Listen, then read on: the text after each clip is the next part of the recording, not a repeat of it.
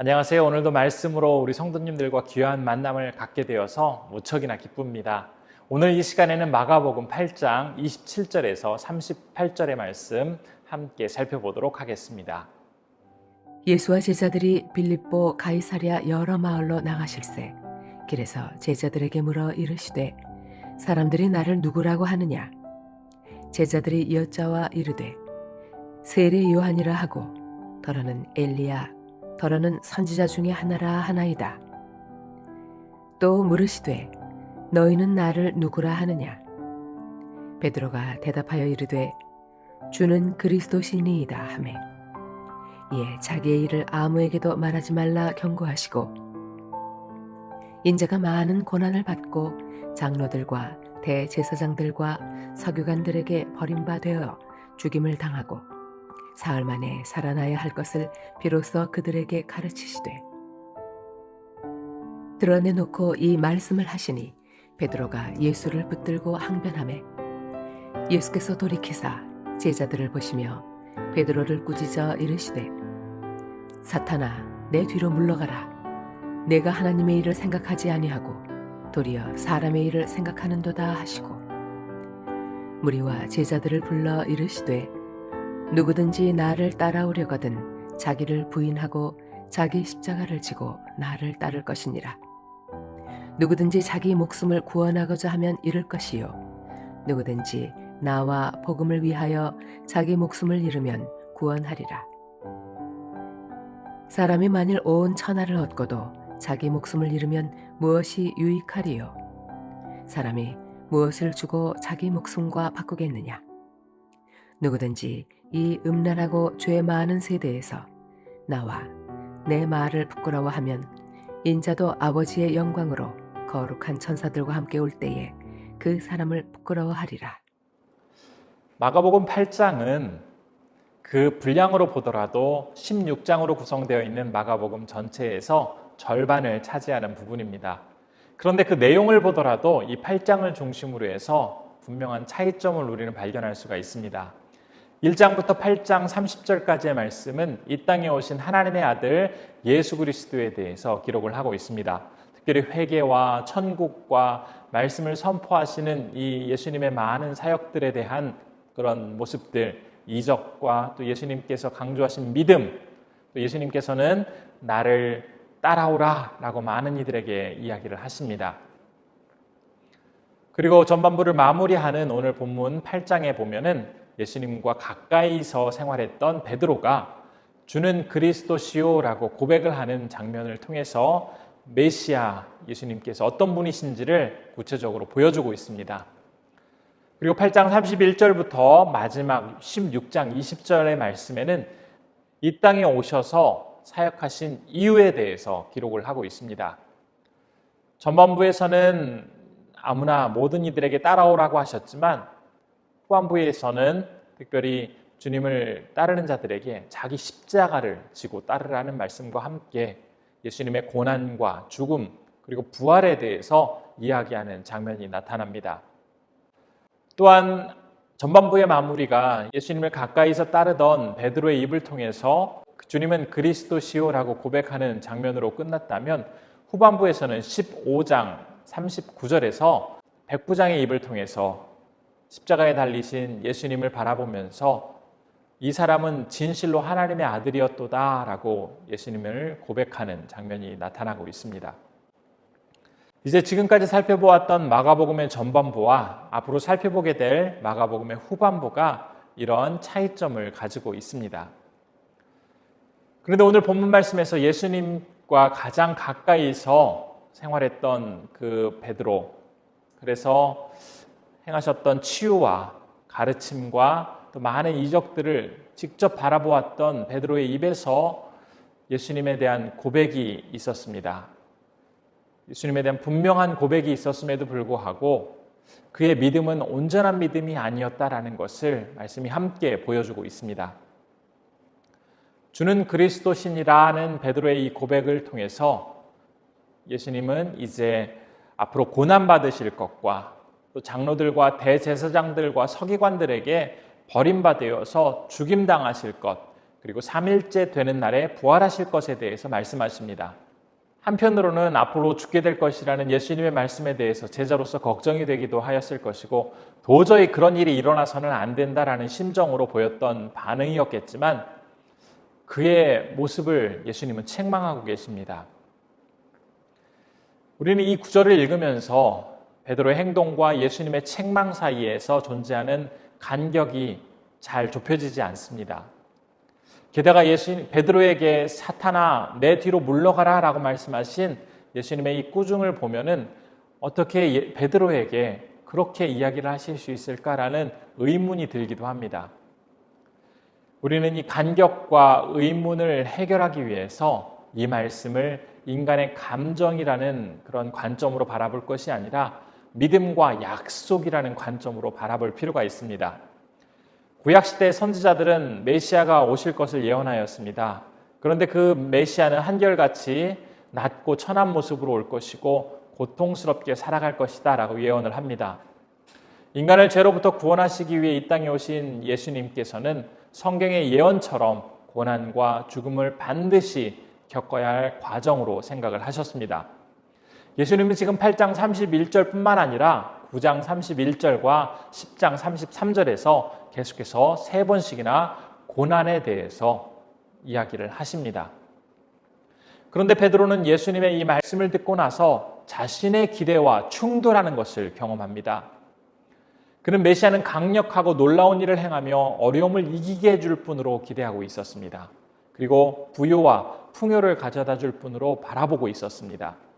그런데 예수님께서 그 기대와는 달리 연약하고 무능한 모습으로 고난을 당하시고 죽으실 것이다 라고 말씀을 하시자 그 말씀을 받아들일 수가 없었습니다. 이런 베드로의 마음을 아신 예수님께서는 사탄아 내 뒤로 물러가라. 내가 하나님의 일을 생각하지 아니하고 도리어 사람의 일을 생각하는도다 라고 책망을 하고 계십니다. 그런데 우리는 여기서 예수님의 이 책망을 전에 들어본 적이 있습니다. 물론 마가복음에는 등장하고 있지 않지만 다른 복음서에서는 예수님께서 세례를 받으신 이후에 40일간 광야에 머무시며 금식하시며 기도하는 장면이 나옵니다. 그때 사탄은 예수님을 시험하게 되는데 특별히 예수님께 그 앞에 무릎 꿇고 경배하면 어떤 고통이나 어려움 없이 이 모든 세상을 다 줄 것이다, 주겠다라고 유혹을 합니다. 그 유혹에 대해서 예수님께서 사탄아 물러가라 라고 말씀을 하셨습니다.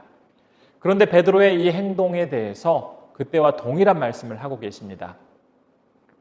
우리 주님께서는 베드로의 행동 속에 있는 세상의 관점, 세상적인 욕망, 세상적인 기대, 그리고 평안하게 쉽게 평탄하게 어려움 없이 이루려고 하는 그런 안이한 모습들을 바라보시면서 그 모습은 광야에서 예수님을 시험하던 사탄의 유혹 속에서 나타났던 모습과 크게 다르지 않았기 때문에 그때와 같은 말씀으로 베드로를 책망하고 계십니다.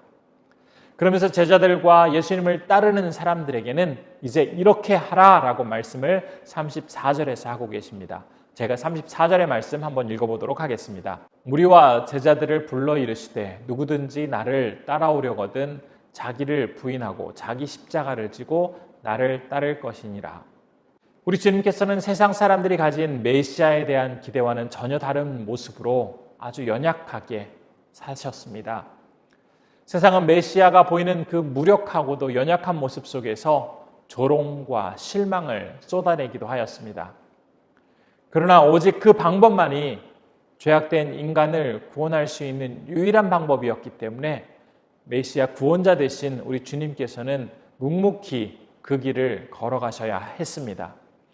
그리고는 이제 그 길을 걸어가신 주님께서 제자들과 또 오늘을 살아가고 있는 우리에게 동일하게 그 길을 걸으라고 말씀하고 계십니다.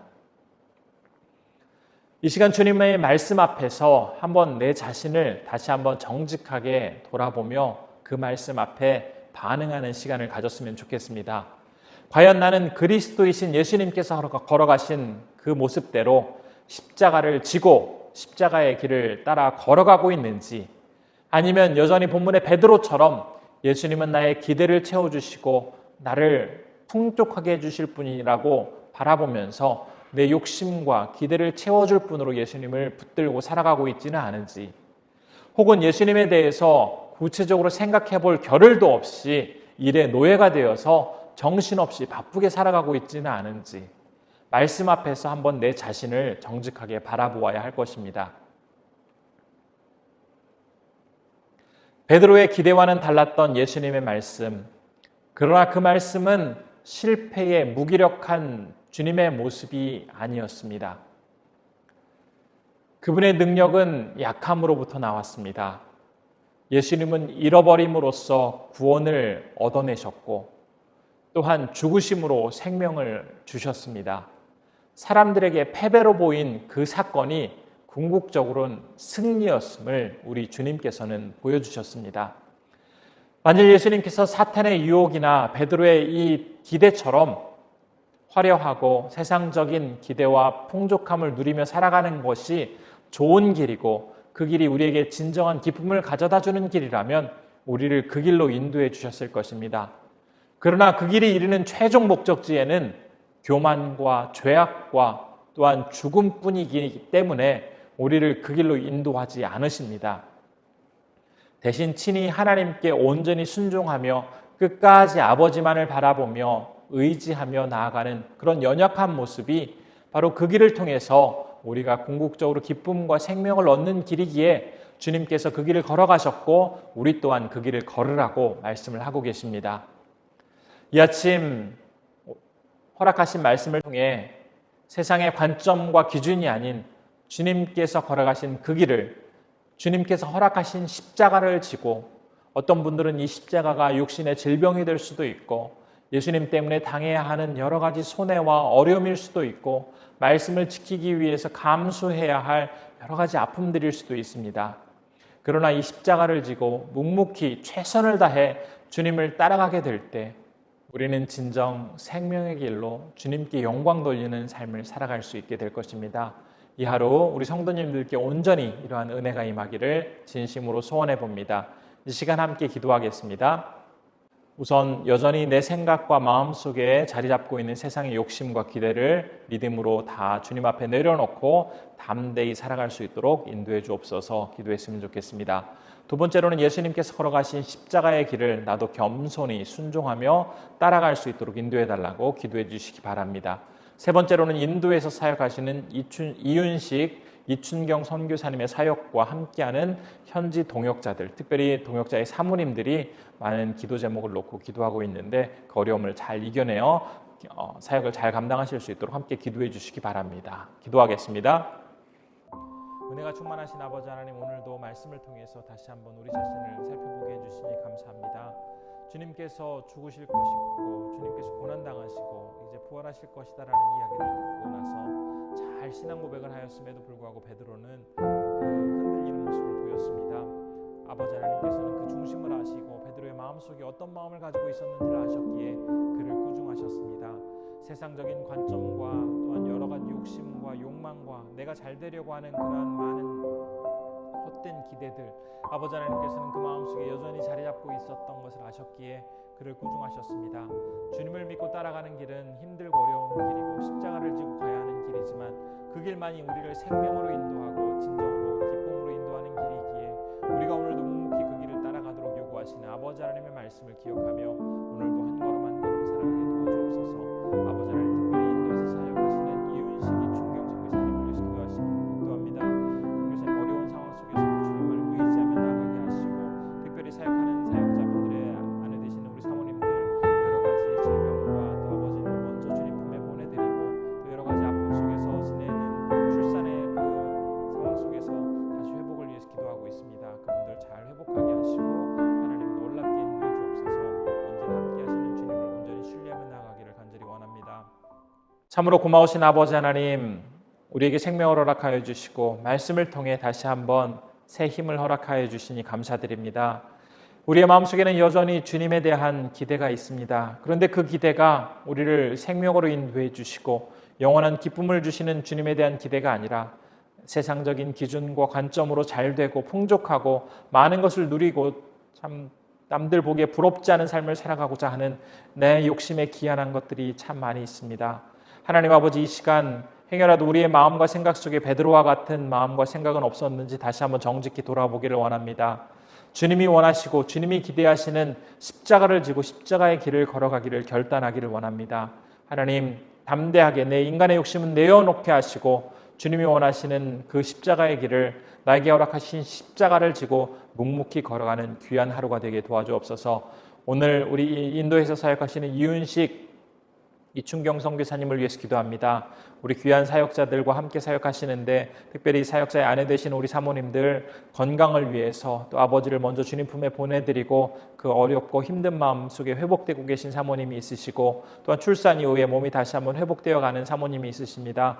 잘 회복되셔서 주님의 귀한 사역 감당하기에 부족함이 없도록 인도해 주옵소서. 오늘도 고개 숙인 우리의 성도님들 어느 곳에 있든지 주님께서 안전하게 지켜주시고, 어렵고 힘든 상황 속에서도 오직 힘되시고 능력 되시는 주님께서 십자가를 지고 걸어갈 때 온전히 지켜주시고 담대하게 붙들어 주옵소서. 모든 것 주님께서 함께해 주시기를 간절히 소원하오며 이 모든 말씀 우리 주 예수님의 이름으로 기도드리옵나이다. 아멘.